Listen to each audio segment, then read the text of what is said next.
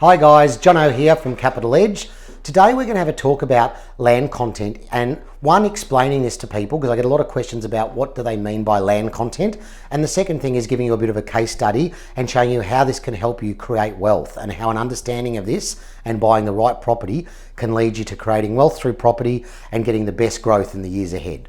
So what we'll start with, if you go over here with me to the board, the simple equation for land content is it's the land price divided by the total price of the project times 100, which gives you your percentage. So to start with, we're going to look at a little bit of a case study, and we'll talk about a property that I actually bought in 2010 in Derrimut. Now, I bought a property out in Derrimut at that stage in the west of Melbourne. I liked it because it was only about 15 k's from the Melbourne CBD. However, at that stage, there was very little out there.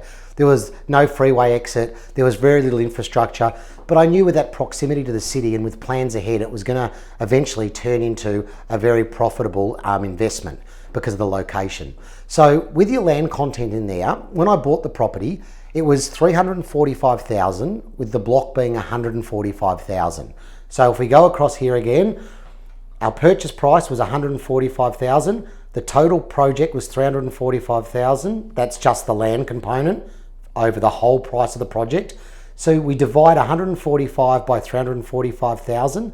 That gives us a 42% land content. Now, that is your normal suburban block where you've got a large land content. And as you know, the old adage is land appreciates, buildings depreciate. Now, this isn't just Capital Edge or Jonathan Fordham telling you this. The government or the tax department actually let you depreciate a house over 40 years. So they're saying in 40 years' time, a build or a construction of a property, it's now worth zero. Whereas it's the land that appreciates and goes up for us. And this example I'm giving of my own property in Derrimut, I sold it about 2 years ago. So after holding it for 10 years, I sold the property for $600,000, but I got a valuation at the time, and the valuation showed the land was worth $390,000. I sold it for $600,000, so again we divide $390,000 by $600,000. We've now got a 65% land content. Now, this goes into what sort of assets or what sort of purchases do we look at to get that land content and get our growth. Now, there's a misconception out there a lot of the times that you can't buy, one of 6 apartments or you can't buy one of 4 townhouses. They do have a land content. It's probably your high-rise apartments like in St Kilda Road, the Docklands or the Melbourne CBD where you really miss out on that land component. And I'll show you now with 3 examples. Your traditional house and land package. That's really what we specialise at Capital Edge. Let's say you've bought a block for $300,000. The total price of the package once you've constructed your house on this block is $600,000. Simply 300 divided by 600, we've got a 50% land content, which is it's the sort of zone where you really want to be. The next example is a townhouse.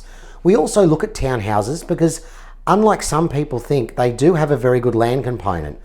So let's say we might have 2 on a block, you might even have 4 on a block. We simply look at the land price. So in this case, if this block was worth $400,000, we've divided it by 2. So we've got a $200,000 land price divided by the total package price for the townhouse was say $550,000. We've now got a 36% land content, which is great. Final example is your high-rise unit, and this is what I love to avoid. And if you want to talk to me more about this, please make a time because I could talk about this for hours. In this example, say the developer's bought a $2 million block and they've built 40 units on it. The land content, you've got a 40th of that block for each unit.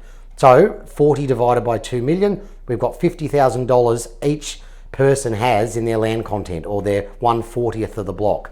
So simply the land's worth $50,000. The price of the finished unit was $400,000, which is very believable or close to market. We now divide our $50,000 by $400,000. The land content is only 12.5%. So when we're looking for an investment, we really want that townhouse. Even, a unit could work if it's one of 6 and that's not high rise, but the standard suburban block is really what's going to create us that wealth, or a townhouse well positioned in a good location. So if you want more information on this, you want to talk to us about this, please give our 1300 number a call or check out our website, or also flick us an email at info@capitaledgeaustralia.com.au. Cheers.